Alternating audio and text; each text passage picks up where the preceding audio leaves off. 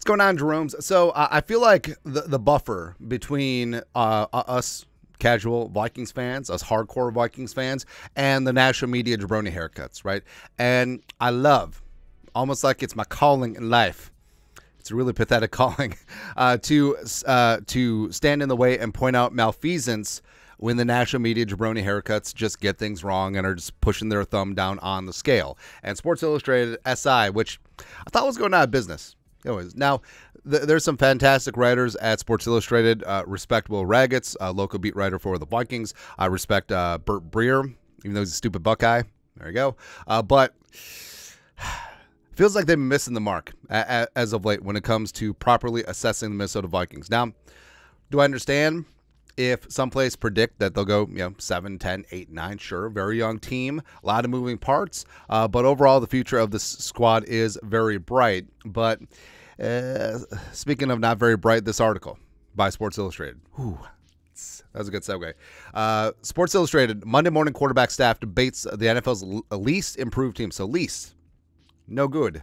No bueno. Now, Burt Breer's on this panel. Connor Orr, noted Vikings hater. Gilberto Manzano, who we'll get to. And Matt who also doesn't like the Vikings. It happens, Matt. But, so Gilberto had the Vikings, and it's kind of rough. I'm going to upset more Vikings fans after I predicted them to finish 3-14 this season. Yes. But we can at least agree the Vikings are going to have a drop-off at quarterback with the departure of Kirk Cousins. Now, oh, really? So I was told reliably over and over and over and over and over again that Kirk Cousins was massively overpaid, couldn't get it done in the clutch, put up hollow garbage time stat numbers. That's what I was told. And the Vikings were idiotas for continuing to employ and pay him. I was told that. I was told by ESPN, by NFL Network, by Sports Illustrated, by CBS Sports, by NBC Sports, by ABC Sports, which is also ESPN Sports, so I repeat myself. But everyone and their mom has been saying that, oh, Kirk Cousins was bad. Now, all of a sudden, he's gone and is like, oh, Lordy, the Vikings have given up the GOAT. He's the GOAT. Please. It's so stupid, man. Then I would have felt better about the Vikings had they traded up to get Drake May in the draft. Oh, really? So a quarterback who frankly needs more work than J.J. McCarthy, you would have felt better about that. And the Vikings trading up 3 first-round picks. Drake May's been struggling with New England so far. Of course, it's June, and it is minicamp season, so read into that what you will. But, instead, they waited to take J.J. McCarthy, a 5th quarterback selected in the draft. McCarthy was impressive during Michigan's playoff games, but he has boom or bust potential because he wasn't asked to do much in Jim Harbaugh's run-heavy offense. Well, is it because he wasn't asked to do much, or is the case that he doesn't have that talent? I think it's much more the former rather than the latter. I think that a lot of the national media people think it's the latter. Because you blah, blah, blah.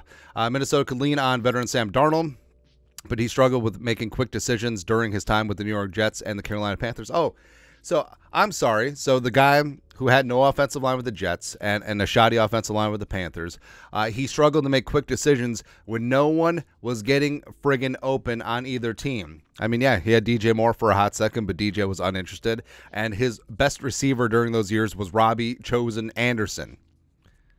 Ridiculous. But this goes beyond the quarterback position. Minnesota didn't do much to address the weak interior lines on offense and defense.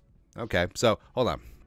Let's dig into that a sec. So they didn't do much to address the weak interior offensive line. So they re-signed Brandel and they re-signed Dalton Reisner.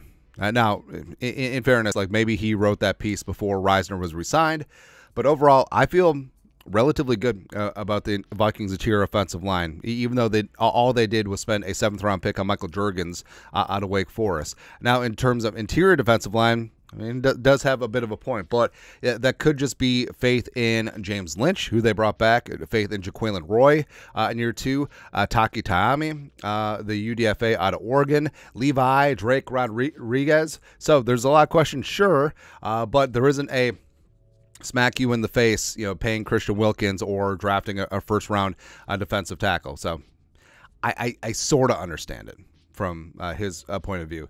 Blah, blah, blah. There are also concerns with the cornerbacks, and there could be a case made that Danielle Hunter is better than free agent addition Jonathan Grenard. I mean, sure, Just comparing black and white stats, Daniil 16.5, Jonathan Grenard 12.5. But in terms of youth, in terms of cost of the contract, in terms of specific fit for the defense, I mean, you can make a very good case for a Grenard. Also, it doesn't even take into account the signing of Andrew Van Ginkel or the drafting of Dallas Turner. A 200, blah, blah, blah. Perhaps I'm being too harsh with my 3-14 prediction, but there are too many concerns at critical positions. Now, all right, so addressing some of the concerns. Well, the Vikings aren't going to have improved without Kirk Cousins. Sam Darnold finally has a legitimate team around him with legitimate coaching, and I think that he could pan out and has potential.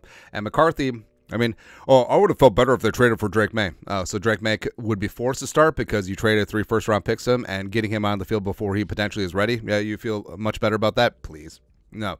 There's a plan with McCarthy, and they're going to stick with the plan. It could take a year, could take 2, could take 3.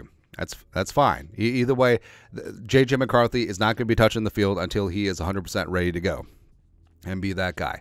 And so you're concerned, but you have Jefferson, the best receiver in the game. You have Addison, one of the best receiver 2s in the game. Hockenson, when he gets back, is a top 3 tight end. He's not 3. And you still have Darrisaw, one of the best young left tackles in the game. Brian O'Neill's a top 5 right tackle. Then to your offensive line has depth for the first time ever. And then defensively, I mean, sure, you lost Daniil. You replaced him with Grenard, Van Ginkel, and Dallas Turner. I feel like that trade-off is perfectly fine. And cornerbacks-wise, I love the Shaq Griffin pickup. I love Mekhi Blackman and Caleb Evans battling out. I love Kyrie Jackson. McLaughlin is putting in that work too. So, I mean, yeah, there are question marks, but I feel pretty damn good. A lot better than a 3-14. Now, I feel a lot better than a 3-14. I think the Vikings will accidentally win like 7-8 games. It happens, man. Now, we have to address the elephant in the room. So Sports Illustrated had been accused of using fake writers, AI-generated writers. Now, could this be one of those situations? I don't know. Like, I don't know Gilberto Manzano. I'm sure that he's an awesome dude, but is there a chance that he is just AI and not even just like Allen Iverson? Although I'm sure Manzano has a great crossover. Who knows? Who really knows? But either way, Sports Illustrated, yeah. I mean, you're already on the list, but you're on the list is again. Like, you're in pen now as opposed to pencil. But your thoughts are thoughts. Sports Illustrated predicts the Vikings will go 3-14. Let us know your thoughts and our thoughts in the comment section below. Subscribe for daily Vikings takes. Want to support the work? Put a little something in the Venmo. But until next time, Skull Production Value.